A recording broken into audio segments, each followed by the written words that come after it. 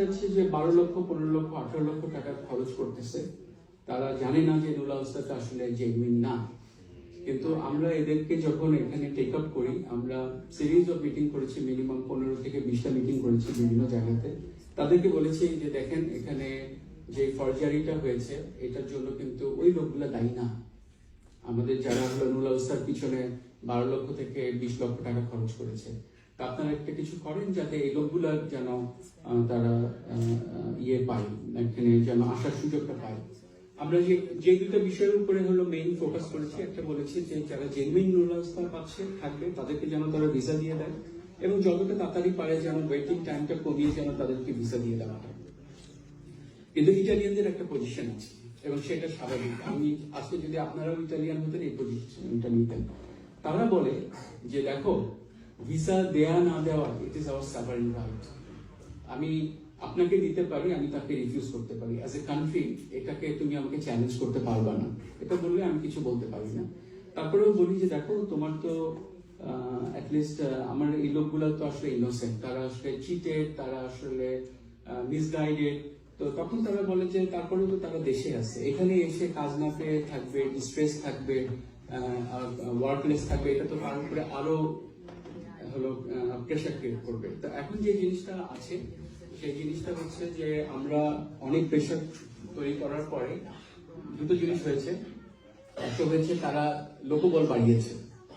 এই 60,000 যে ভিসা যে এখানে জমা হয়ে আছে সেটাকে তারা দ্রুত এটাকে এক্সিকিউট করার জন্য they have deployed sent extra people and they are working as much as 8টা নতুন লোক গেছে গত 3 মাসে। সেটা আমরা জানতে পারি, আমাদের কাছে তথ্য আসে, আমরা ভিসা দিই।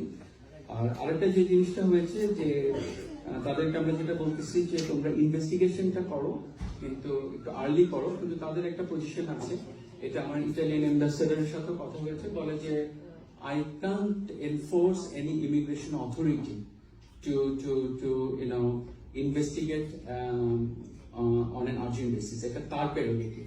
হ্যাঁ, আমার মিস্টার এক্স এর নামে একটা জিনিস গেছে, সেটাকে ইনভেস্টিগেশন করার জন্য তাকে দায়িত্ব দেওয়া হয়েছে। বলে আমার as a mission, as a diplomat, as an embassy আমি তাকে প্রেশার ক্রিয়েট করতে পারবো না। তো বিষয়টা এই জায়গাতে আছে। তারপরেও আমি আপনাদেরকে বলছি যে ভিসা দেওয়া থেমে নেই, ভিসাটা চলছে।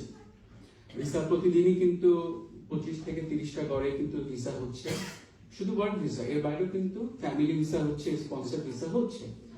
আমাদের জানা মতে এই পর্যন্ত গত 3 মাসে কিন্তু 2000-এর উপরে ভিসা প্রদান করেছে। কিন্তু যেটা হয়ে গেছে যে ফলস নুল আউস্তা বা একটা জেনুইন নুল আউস্তার এগেনস্টে 200 নুল আউস্তা হয়ে গেছে।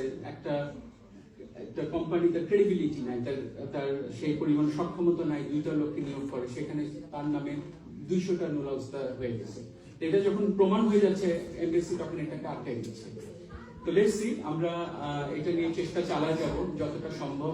আমাদের লোক যতটা যারা সাফার করতেছে তারা যদি আসতে পারবে। আমরা মনে করি যে এটা সমস্যাটা আমাদেরকে অনুধাবন করতে হবে, কিছু করার নেই, আমরা আমাদের চেষ্টা চালিয়ে যাব। তো আমি মনে করি যে এখানে আপনাদের আসলে একটা প্রচারণার বিষয় আছে। এখানে শুধু মানুষের টাকাও যায় না, এখানে কিন্তু অনেক মানুষের জীবন যাচ্ছে। আপনারা গত মাসে আপনারা দেখবেন যে লিবিয়াতে প্রায় এমন খবর আসছে যে 20-25 জন মারা গেছে, শুধু নৌকা ডুবির জন্য, সাগরেই না, গুলি করে মেরে ফেলছে। আবার আরেকটা যে জিনিসটা হয় যে তাদের কাছ থেকে টাকা নিচ্ছে এবং পরবর্তীকালে আবার মুক্তিপণের জন্য তাদেরকে আরেকটা টাকা নিচ্ছে। তো এটা কতখানি দুঃখজনক একটা ব্যাপার। আমি মনে করি যে এখানে আপনাদের কাজ করার সুযোগ থাকতে পারে। আর সোশ্যাল ইন্টিগ্রেশনের ব্যাপারে যে কথাগুলো আসছে, আমি মনে করি যে এখানেও আপনাদের মতো অর্গানাইজেশন এখানে আপনার রোল প্লে করতে পারে। লাইক সোশ্যাল ইন্টিগ্রেশন তখনই হবে যখন তারা মনে করবে যে বাংলাদেশিরা তাদের জন্য একটা নন ডিস্টার্বিং একটা এলিমেন্ট হবে। হ্যাঁ, আমরা যদি রাস্তায় খুব বেশি জোরে কথা বলি, আমরা যদি পার্কটাকে নোংরা করে রাখি, আমরা যদি উপরের অ্যাপার্টমেন্টে যদি অনেক শব্দ হয়, তো এইটা তাদের কাছে একটা খারাপ লাগবে।